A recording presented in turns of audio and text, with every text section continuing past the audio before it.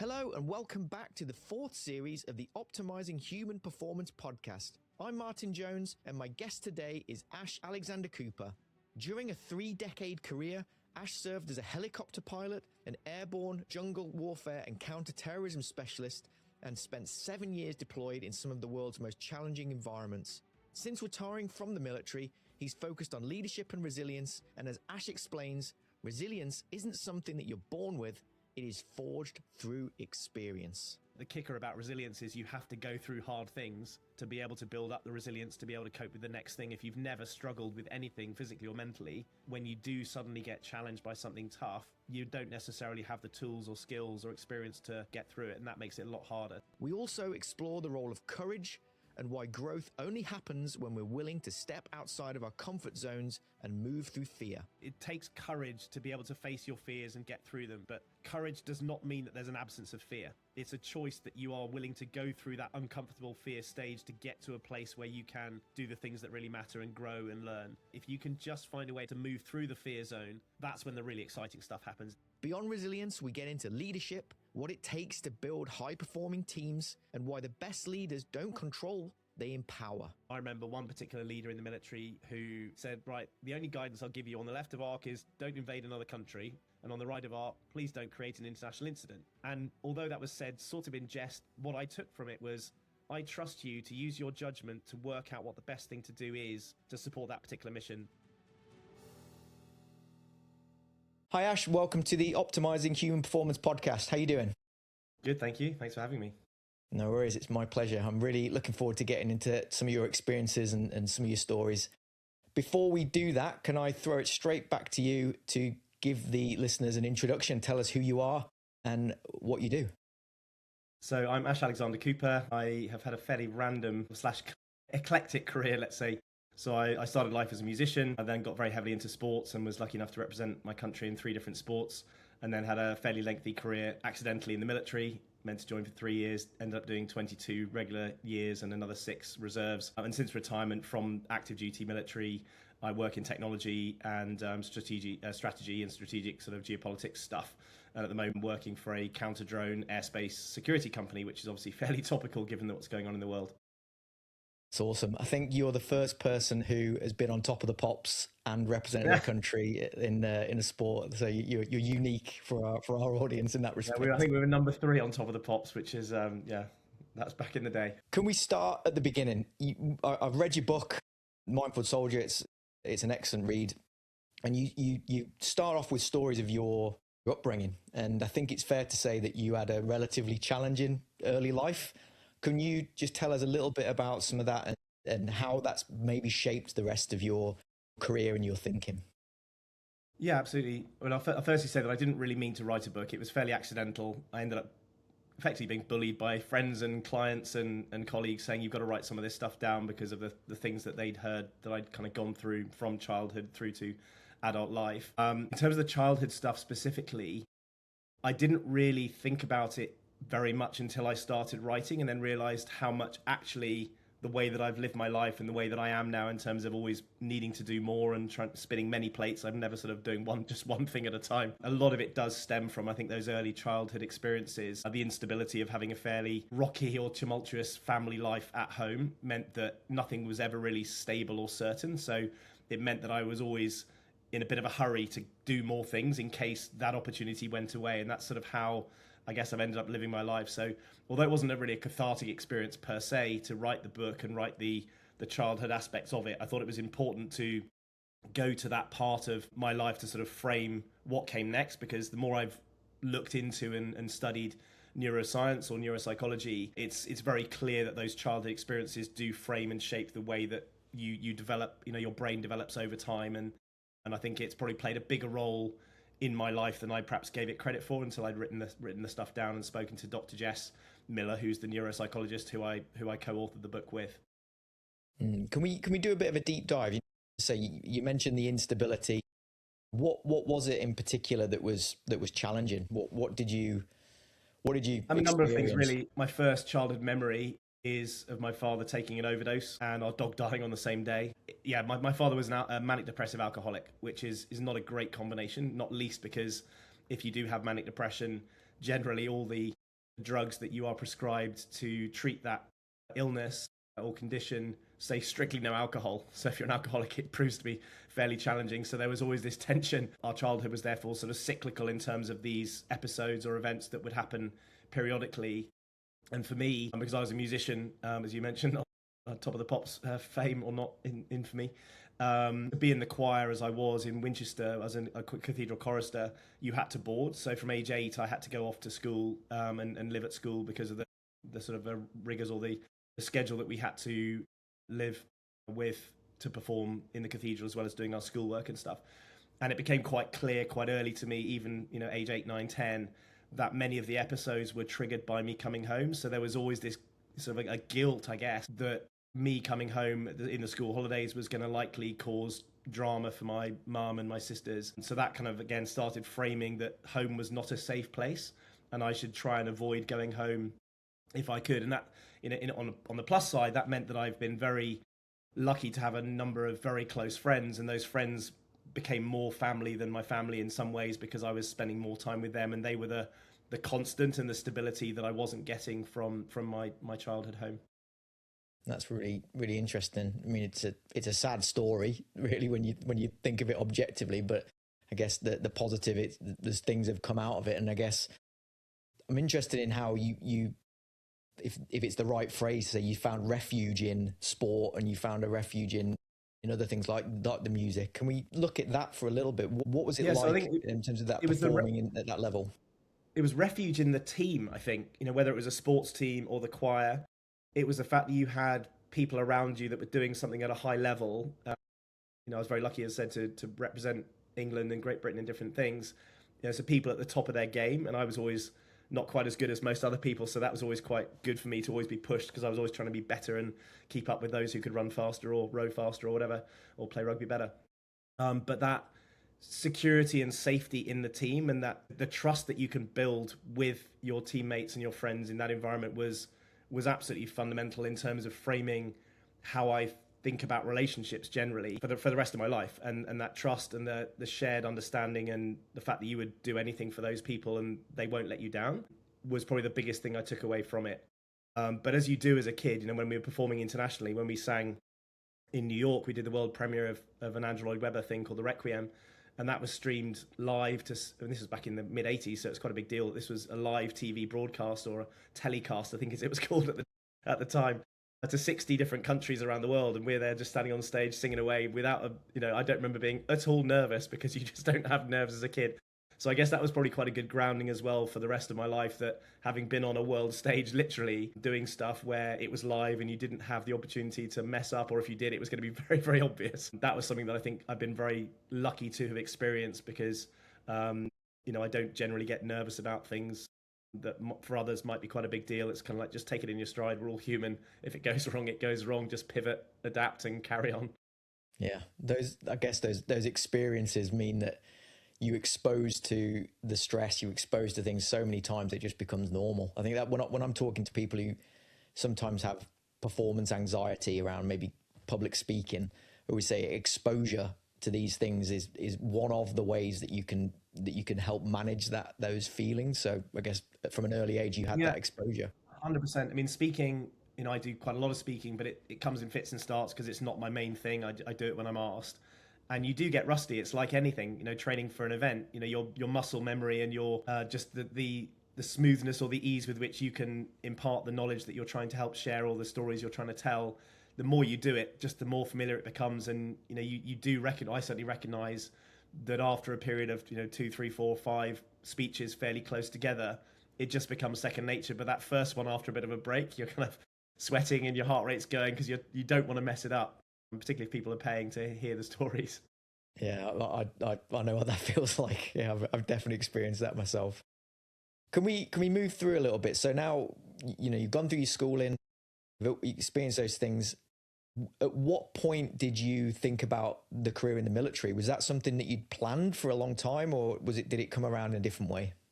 Again, sort of by accident, really. I mean, my family doesn't have a long history of military service, although both my grandfathers both served. One served very extensively. He was in the Air Force, and he never really talked about it. We assumed that he hadn't really flown during the war. I knew he'd flown Lancaster bombers and was on 617 Squadron, the Op Chastise Dambuster gang. But that was after the war, so we didn't realise how much he had served. And I eventually got his logbook from his son, my uncle, and saw that he'd flown basically every type of bomber there was from, the late 30s through all the way through the war, Asia, Africa, Europe, and had a much more extensive military service. And it was only when he was dying of cancer, sadly, that we really connected. And I realised that he was a cross-country runner and did very similar things to me. He was an artist and I'm an artist. And there were many things that we actually had shared, hobbies and experiences and loves that we never really got to explore until it was a bit too late. But he was the main military service kind of person in the family. My other grandfather was a baker on the Isle of Wight, and he was running the bakery that provided bread and all that sort of stuff to the south of England, including Southampton and Portsmouth, where the Navy obviously has their home. And he wanted to join up and they wouldn't let him because he was a baker. And the family story, who knows how much truth there is in it, but the story goes that one night when he was in the Dad's Army kind of group, like used to be on the telly, he was on sentry duty in the Isle of Wight, and something that sounded like a flying motorbike or a motorbike engine flew over his position, two strokes sort of put, put, put, put noise. So he called through that it sounded like a flying motorbike had gone overhead, and they thought he was drunk and sent him home. And it was one of the first V1 rockets that was pootling over the Isle of Wight to try and target the south coast. So that was kind of the family's history in terms of the military. So for me, my first exposure really was directly through the cadet force at school. And this was in the mid-80s, so it wasn't long after the end of the Falklands conflict. And our cadet force, not randomly, but interestingly, was staffed by quite grisly parachute regiment soldiers who'd seen a lot of active service in the Falklands, and they became mentors to a lot of us, and those that they spotted potential or talent maybe that could be grown and shaped, sort of took us aside and said, look, you should really think about a career in the military. But back then, the army was so big, they were paying people to leave after 3 years. They kind of had too many people and they wanted people in, but they also wanted to sort of cycle people through. So when I did join the military eventually, I assumed it was going to be for a 3-year career. And then 22 years later, with a bunch of interesting experiences, good and bad, that ended up being quite a large chunk of my life, I guess. So at the end of that 3 years, that you'd done your 3 years, that your initial plan to do a short stint and then leave, what kept you in? Just the opportunity. Because I was quite naive. When I went to Sandhurst, I'd heard of the Paras. I'd heard of the Green Jackets because I was in Winchester, and now the Rifles. I grew up in Winchester, so they were the local regiment. I'd come across the Irish Guards through various friends when I was at university, but I hadn't really had much more exposure beyond that. So I got to Sandhurst and suddenly saw all these regiments. I had no idea what any of them were. Weird and wonderful cap badges and hackles and God knows what, different sort of opportunities. Joining the Gurkhas, and that was really a choice because I thought I was going to do 3 years. And at the time, the Gurkhas were in Hong Kong, Brunei as the jungle warfare specialist, and in the UK, they were in 5 Airborne Brigade as the air mobile or airborne unit that was sort of the tip of the spear, as it were, if the UK deployed anywhere at short notice. And I thought, well, that'd be brilliant.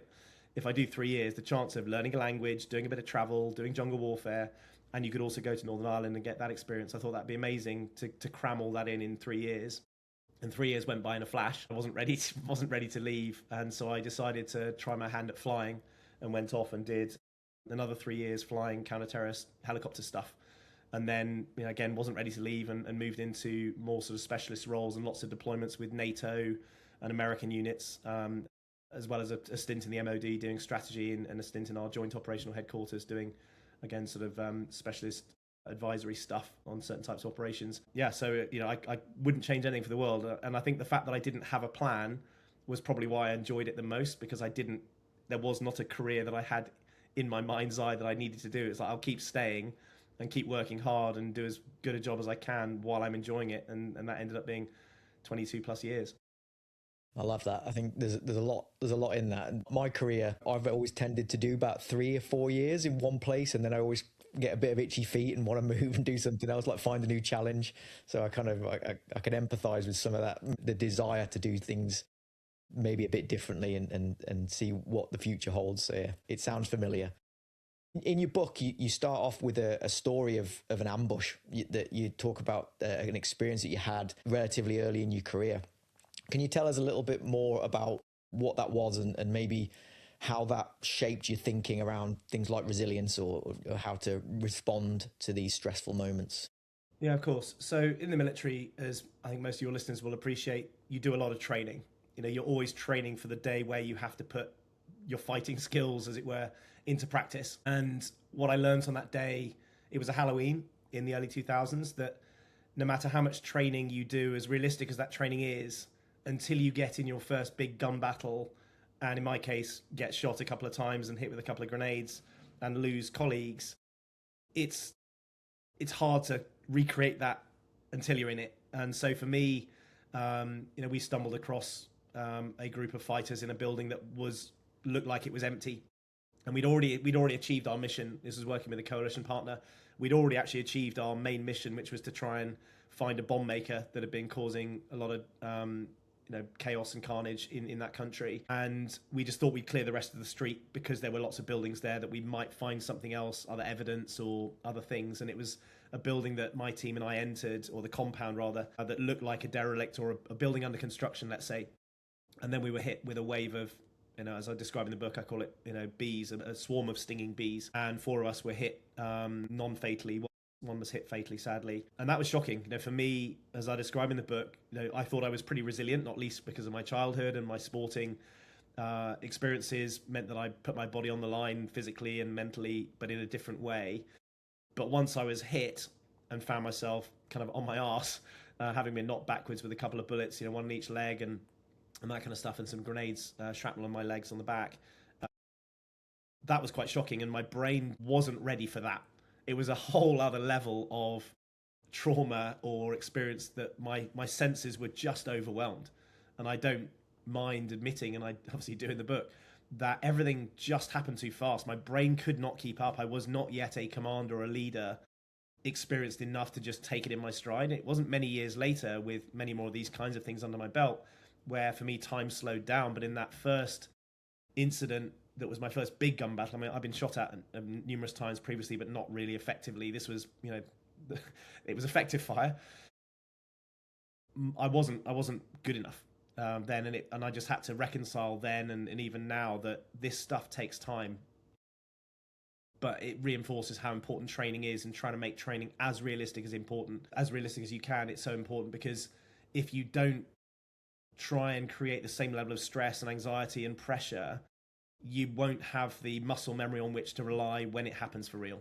And I think that's the thing I've learned through writing the book with Jess, is that the kicker about resilience is you have to go through hard things to be able to build up the resilience to be able to cope with the next thing. If you've never struggled with anything physically or mentally, when you do suddenly get challenged by something tough, you don't necessarily have the tools or skills or experience to rely on or fall back on to get through it. And that makes it a lot harder. As frustrating as it is to have to suffer, that's how resilience really is built over time.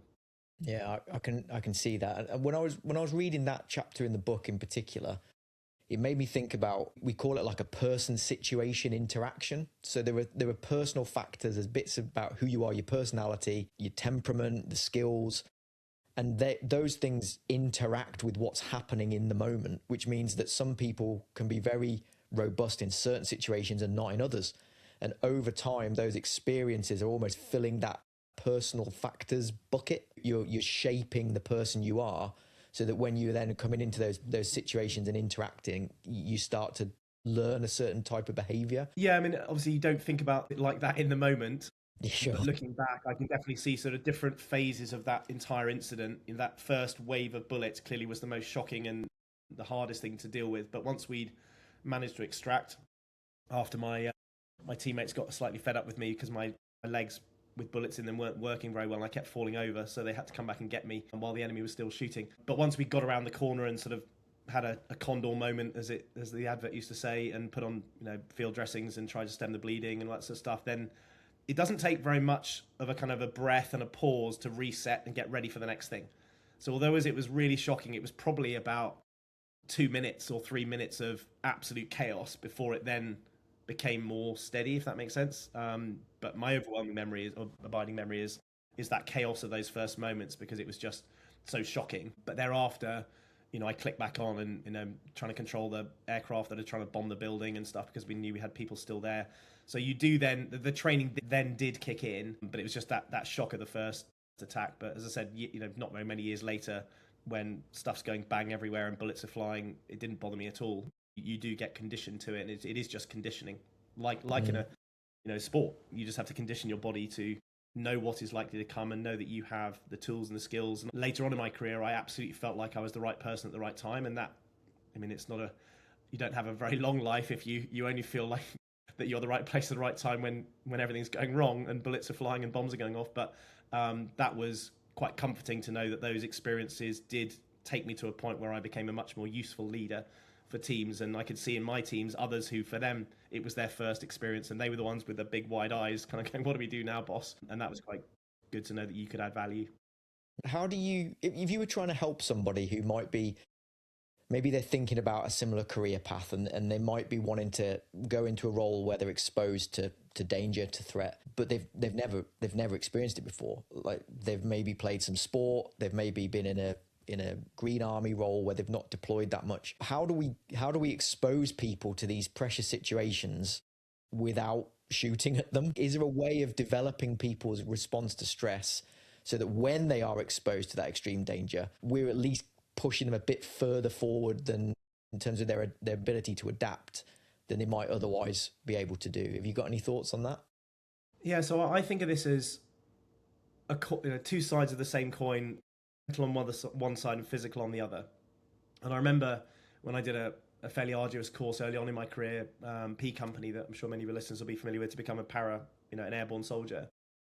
And I did training where I didn't carry lots of weight. On the course, you do carry quite a bit of weight, but it's generally about speed. You've got to move quickly from the drop zone where your parachute lands, where all the enemy are then going to be swarming, and you've got to get off it and get to your target to do your thing.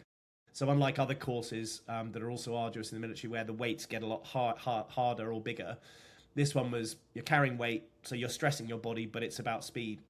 The number of people I encountered in my local training area who were just loaded up like pack horses, trying to get their bodies physically ready, most of them that I then bumped into later on the actual course were broken, or they were carrying injuries before they started. So mentally, they knew that they were a bit broken physically, and that meant that mentally they were less able to cope with the stresses that came later on in the course as the pressure built up, because they were already carrying something. So my attitude was much more, if I'm aerobically fit and I did lots of body circuits and that kind of stuff, I think if my core is fit, then you can load more weight onto me. But if I know that physically I'm able and capable, then I've got a lot more brain capacity to focus on the cerebral stuff, or the strategic thinking, or the leadership bit that requires my brain versus my body. Because as anyone who's done extreme sports or any kind of sport where you're, it's a long distance thing or it's an endurance sport, it is your brain that is the thing that's going to let you down generally before your body. So if you know in your mind that your body's a bit broken before you start, you're already compromising your ability to keep pushing through that pain barrier, because your brain will be saying, just stop. No one's going to judge you. Just stop. It'll be the pain will go away. So if you're physically able, then this, maybe not for everybody, but this is the way I think about it, that if I'm, make myself physically fit, and sadly I'm fat and old and not quite as fit as I used to be, but I would always make a point of trying to be the fittest person I could be, or the fittest on the course, and know that gave me strength, knowing that I was still fitter than all these other people. And if I'm hurting, they must be hurting a hell of a lot more than me. And that allowed me to have a lot more space to do the thinking and the leadership bit mentally. Does that make sense? That makes perfect sense. I've been playing around in my own head. Like, people say, what is human performance? What is it about? If you're a human performance specialist, what do you actually do? And I've kind of boiled it down to what I'm ultimately trying to do is expand your capacity to do things without thinking about it. So as part of what I try and focus on is removing the things that distract you, and like pain, you just mentioned then, like if you're thinking about how much it hurts, you're not thinking about other things like the coordinates on a map or retaining certain bits of information, because the pain demands your attention. So I think human performance, for me at least, and I'm happy to be challenged on this, is we're trying to remove some of the distractors. So if you're always hungry, well, we need to think about your nutrition. If you're always tired, we need to think about your sleep, because fatigue demands your attention, hunger demands attention, pain demands attention. It sounds similar to what you're saying. If you're really aerobically fit, then you don't feel as uncomfortable when you're. I mean, it doesn't take the pain away, far from it. But I think, again, so much of what when I'm talking to leadership teams, executive teams, or anybody really about high performance in my own world, we talk about, we live in a complex world which is inherently unpredictable. So the requirement for you to be able to adapt quickly, that's what resilience is all about. I say resilience is the ability to adapt and learn in the face of adversity or face of stress and adversity, which means that your mindset has to be ready to change the plan. And we always used to say in the military, as you'll know well, no plan survives contact with the enemy. But that's a really useful adage, I think, in life generally, that whatever your plan might be ready to accept that it's going to have to change. And similarly with the physical stuff, it's going to hurt no matter how fit you are. I mean, look at the Olympics. People are absolutely hanging out when they get their world record. The pain doesn't go away, but your ability to know that you can push through it is something that you can train for. And I would almost be grateful when the pain started, because I knew that was a phase. Particularly if you got your second wind, you're like, I need to get to that point where I can't breathe another breath. Once I'm through that, then I'm fine. Do you think you can teach that, or do you think that is something that experience has taught you? Is that like if I think what I mean mixture. by that? Go on. Well, sorry. I think a bit of a mixture, and again, talking about the brain being the biggest saboteur. It's our biggest strength, but it's also the weakest link in many ways. And I talk in the book. I didn't mean. Well, I got selected to go to a World Championships for duathlon, which is a run, bike, run, 10-kilometer run, 40K cycle, 5K run. And I had started doing army triathlon, but my swimming wasn't good enough to get to the World Championships or anything. So I switched to do the run, bike, run instead of a swim, bike, run. And I'd gone to all the events to try and get selected for the GB team and didn't hear anything. So I kind of stopped training, carried on doing my flying, pilot's course stuff. And then a letter arrived many weeks, if not month or plus late, and it had been lost in the army postal system, and it was saying, congratulations, you've made the World Championship team, which was in a month's time. So it was a bit of like, oh my God.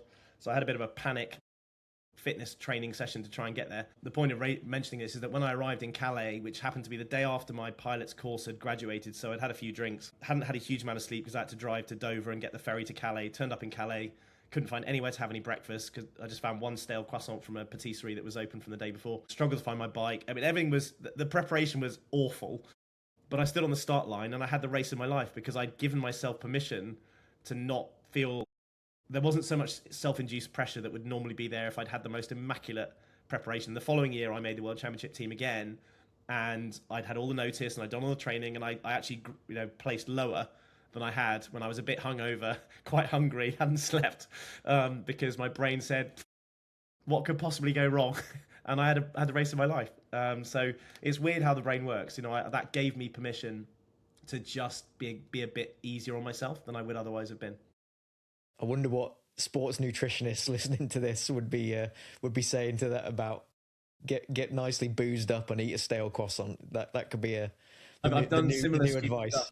There's a friend of mine called Brian Wood who did Brian Wood MC, who did a challenge a few years ago that I supported him on, 25 marathons in 25 days. And I accidentally got involved. I'd seen that he'd done a marathon near my house in Aldershot. And I said, oh, what a shame. If I'd only known you were doing it so local, I'd have come with you. And he said, oh, I'm doing the same route tomorrow. So I ended up doing some stuff. I ended up doing 7 marathons with him without any marathon training. And he used to still makes fun of me now that I was not very good at the nutrition bit. I know I should be because I've done high level sport, but I generally would run marathons on maybe a steak slice and some jelly babies. That was about it. So probably I should do with some sports nutrition guidance. Yeah, just think of how good you could have been if you'd had the right nutrition. I'm sure it probably would have made no difference at all. Like you say, sometimes the brain, like you say, it just frees you to just do what you need to do in the moment when you don't think about stuff so much. Yeah. Moving on a little bit into your career. I know you've held lots of leadership roles. I know you've worked in leadership consultancies and that kind of thing. Have you got a philosophy of leadership? Do you have an idea of, like, if we boil it down, what makes a good leader? I mean, it's a hell of a question, I know that, but what's your take on leadership? I mean, very personally, I think you've got to be authentic, first of all, and you've got to care about your people and get to know your people and care about them fundamentally. If you don't care and if leadership for you is not about serving others, but serving yourself, financially or otherwise, you're not going to be trusted by your people. But in terms of a philosophy or a model, it was something that I learned in my military career, working with both UK and the US, which led me ultimately to work for a US management consultancy when I retired initially. And we boiled down the sort of high performance core components that one requires to be a really high performing or higher performing team to 4 things. Trust, we already talked about that. It's absolutely critical. If you don't trust your people around you, the organization for whom you work, that's really key. You know, you can trust your team as a small group, but if you don't trust that your company or your organization will do right by you if something goes wrong particularly, then that's not great. We called common purpose, which is essentially the why. Why do we do what we do? And as a leader, whether you're a CEO, a team leader, you've got to be able to articulate to your people at every level why what they're doing matters and why they should bother keep doing what they do, particularly if it's hard. And I've been in jobs, particularly deployed. I spent 7 years deployed in all the places over the last 20 years that aren't particularly pleasant. And in one of those bosses, every single day when he came on a call, he would start the call by reminding people the why what we did really mattered and it was making a difference. And that's why it meant that everybody felt they were part of the same team, pulling in the same direction. So some people call it the North Star or the Super North Star, but it's the common purpose is what is the vision and the values that bring us all together, both personally and organizationally. So trust, common purpose. Shared consciousness is the kind of more consultancy phrase for effectively saying context. Give your people the understanding of how they fit into the bigger picture. If you've got your leadership jigsaw or your organizational jigsaw, you need to know that Bob is over here and he fits in this way, but it's more about how you can help others within that team. So the model overall was called Team of Teams. I should have said that at the start, which essentially means that no matter how successful your individual team is, if you have information, skills, capabilities that could help others be successful to make the entire organization successful, and you don't share or support, then you've all failed. So it's very much putting others before you.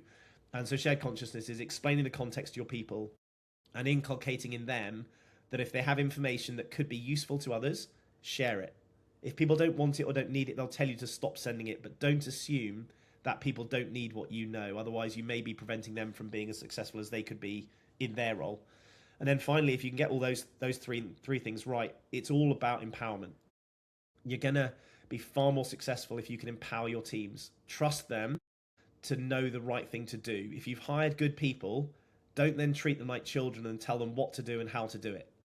Explain what you require them to achieve or the end state or the goal, and then give them parameters or boundaries within which they can work, providing them support and mentoring and everywhere else to be successful within those boundaries, but don't micromanage them. The whole point is that the people that you hire will allow them to exercise their judgment. And it's an often used phrase that when you meet people or when you work for leaders, you probably don't remember what they said to you, but you'll remember how they made you feel.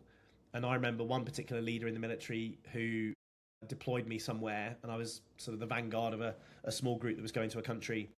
And the paperwork had not yet been written for that particular deployment. And he said, right, the only guidance I'll give you on the left of arc is don't invade another country, half joking. And on the right of arc, please don't create an international incident. And although that was said sort of in jest, it wasn't. But what it said, what I took from it was, I trust you to use your judgment to work out what the best thing to do is to support that particular mission for the government.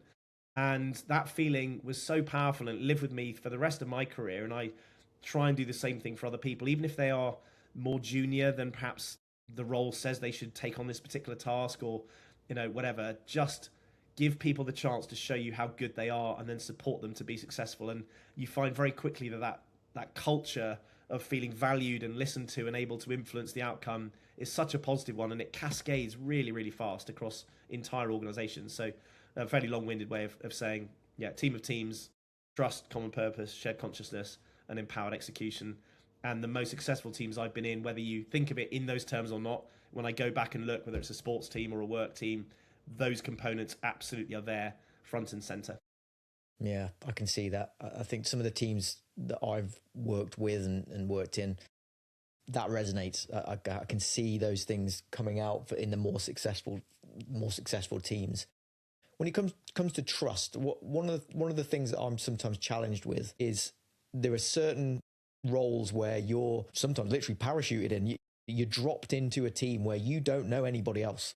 or you're maybe working with people from different cultures, they speak different languages, and you have to build trust really quickly. How do you do that? What are your experiences of building that trust, that central component of leadership? Have you got any tips and tricks that helped you along the way? Yeah, I mean, I've been in roles like that where I've taken over, particularly international teams, where there are NATO teams in various deployment countries. I think coming in and very early on, making it clear what that common purpose is and giving them the clarity of what it is you need them to do, and then listening, firstly asking them how they think you can be successful in that task as a team, and then when people do provide good answers or input, that you actually then act on it.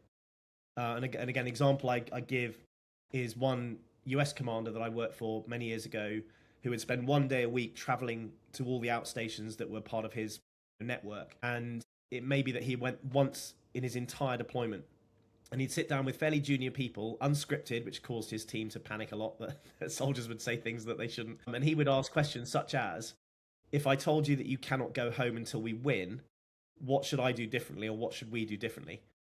And then if he got something really valuable or insightful that he hadn't thought of, because he was a 3-star general and this was a private soldier or a corporal or whatever, when he came back and hosted that big call in the evening to the entire group and said, I was at camp so-and-so today, and private so-and-so gave me a really good idea that I had not thought of. I'd like us to try it. And that sort of willingness to receive input from anybody in the organization if they've got a good idea is, again, something that I've tried to emulate in all the roles that I've been in. Give everybody the voice and focus on the people that aren't necessarily as forthcoming with ideas in that team, so that you do make sure you hear everything.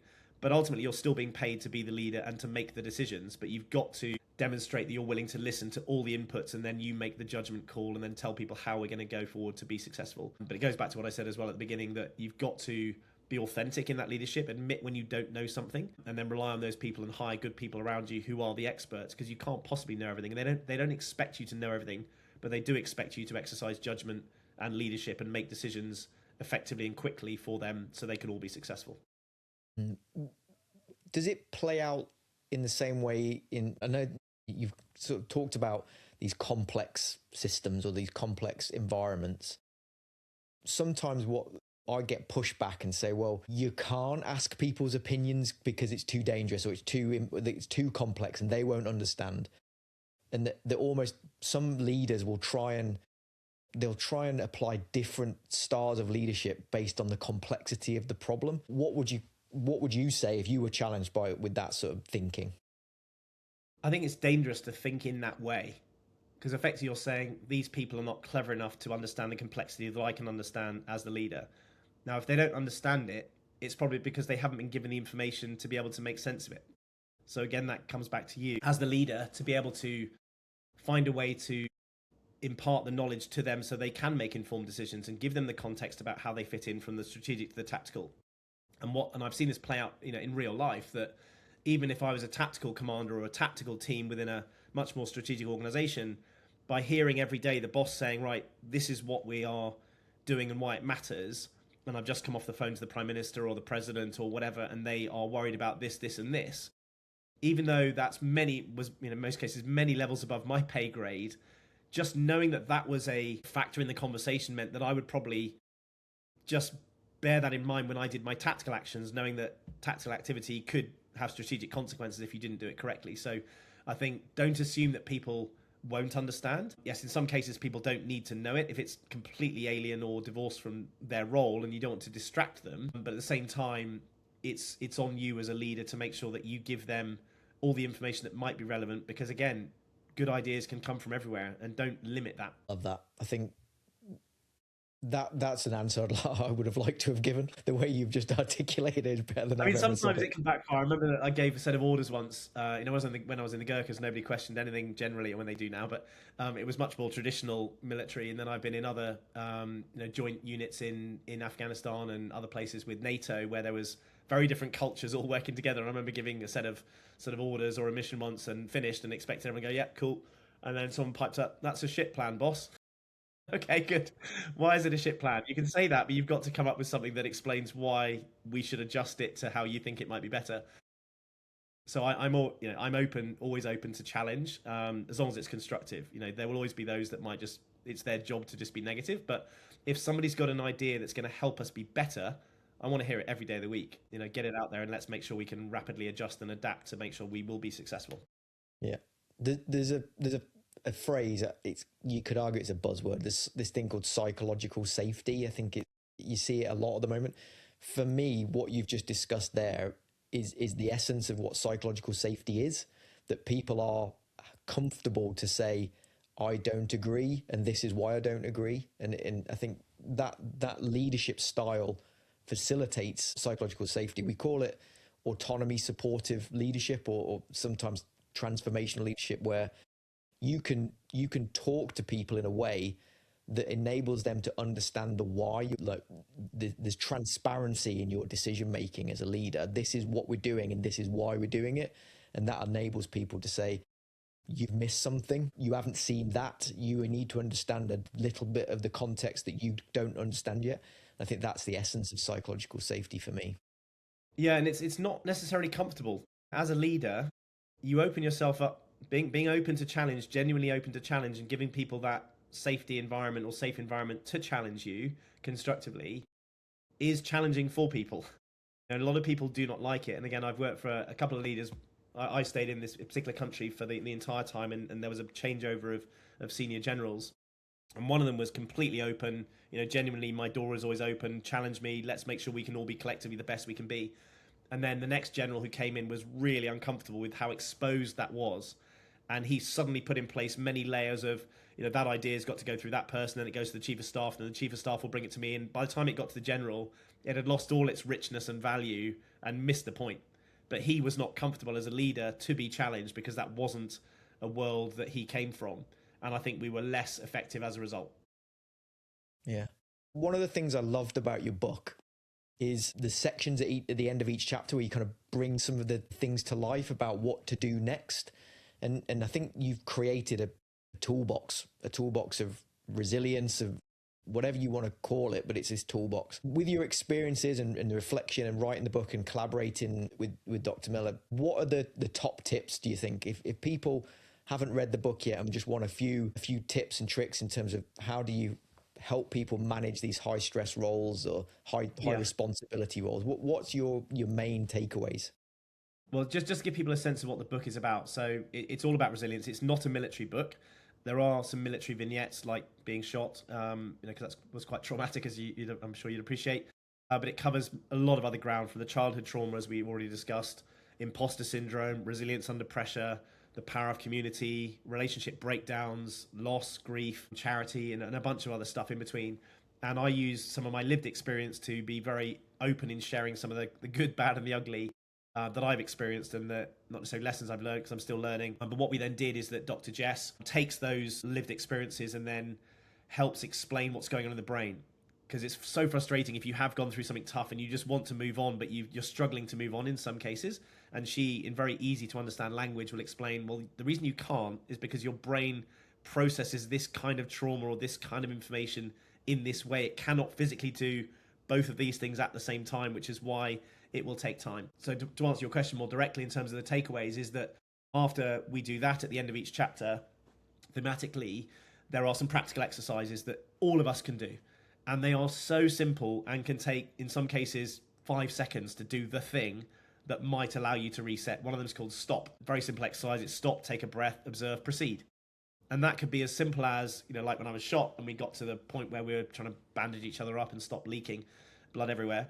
And it's just like, take a breath and just, that in itself, just consciously changing scenes, as it were, in a movie or a play, scene one, end of scene one, or act one, start of act two, and consciously acknowledging or feeling the connection to the ground to kind of ground you and root you in the moment again with that breath, and then you can proceed. So little things like that, they're very, very simple. I should also say, a bit of a plug, I know, but I'm not keeping a penny of this. The profit, every penny of profit that I get from the book is going to veterans' mental health charities. So it's a book that we only wrote because we want it to be helpful to people, as you said, a sort of a resilience toolkit or resilience guide that people can sort of go through life. And if they have a relationship breakdown, they can go straight back to the relationship breakdown chapter and remind themselves of those things that may be relevant to them. And what's been incredibly humbling is the feedback that we've had so far. The 5-star reviews are amazing. Obviously, everyone likes those.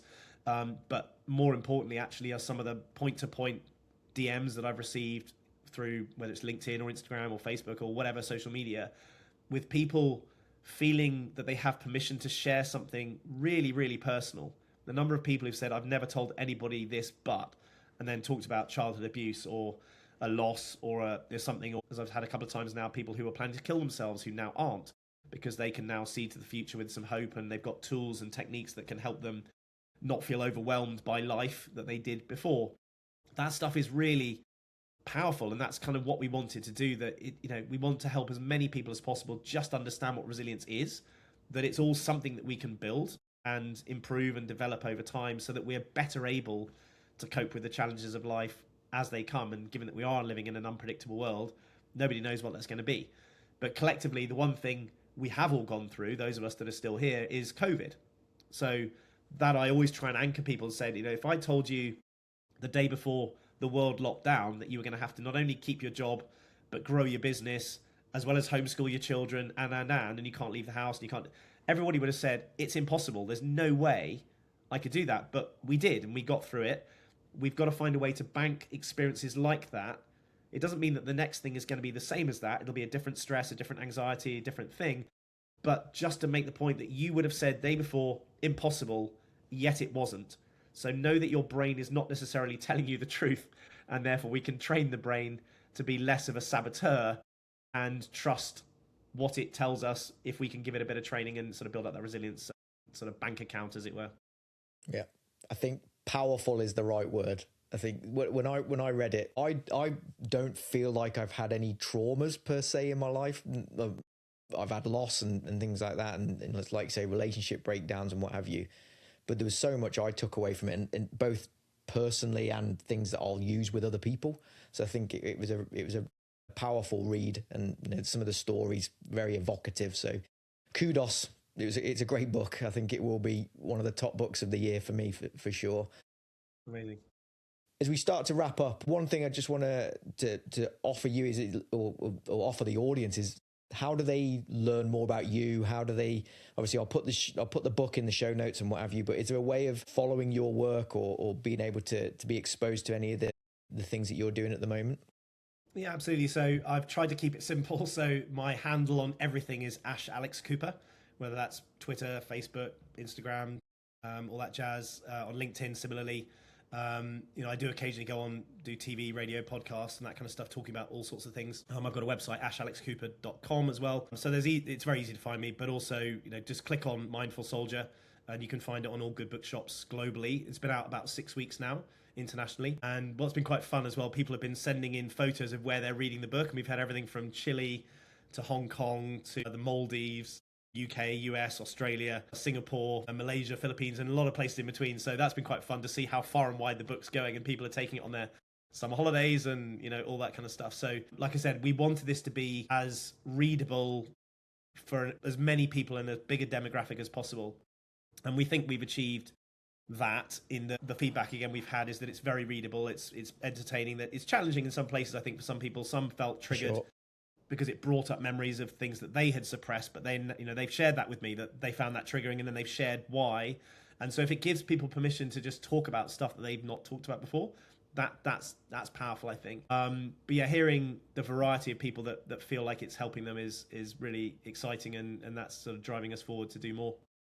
To finish up, what we like to do on the podcast is to offer you the opportunity to close out for us. So just the final thought, final word. It's either something you maybe not talked about, maybe it's something that you want to restate, or something that's particularly important. Before you do that, Ash, thank you very much for coming on. It's been a great conversation. I'm really glad we've been able to pin you down in your busy life and get an hour of your time. So I appreciate it, and I'm sure the listeners will appreciate you coming on as well. So over to you. How do you want to wrap this episode up?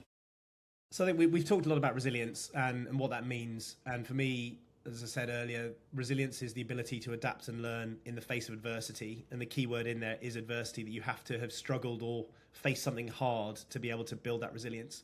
And that's really tough. We talk about in the book the different zones you go through, the comfort zone. Why would you leave your comfort zone? The whole point is that it's comfortable. You've got to go through the fear zone where you don't know what's going to happen before you can get into the learning and the growth zones where all the really good stuff happens. So I'd link adversity to fear and courage. It takes courage to be able to face your fears and get through them. So being courageous, and whether it's this courageous leader, and I've just come from a conference where the theme was courageous leadership, and there was amazing women who were there as the delegates, but courage does not mean that there's an absence of fear.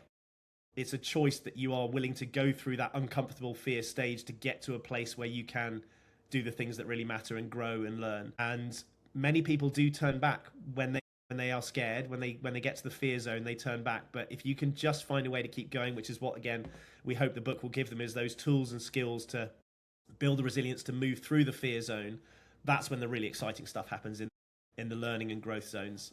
So yeah, courage is not the absence of fear. It's just the decision that you make to face it and go through it. And that's where the really exciting things in life can happen. Great. That's a great way to wrap the episode up. Ash, that's been awesome. Thank you very much. Thank you. Thank you for listening.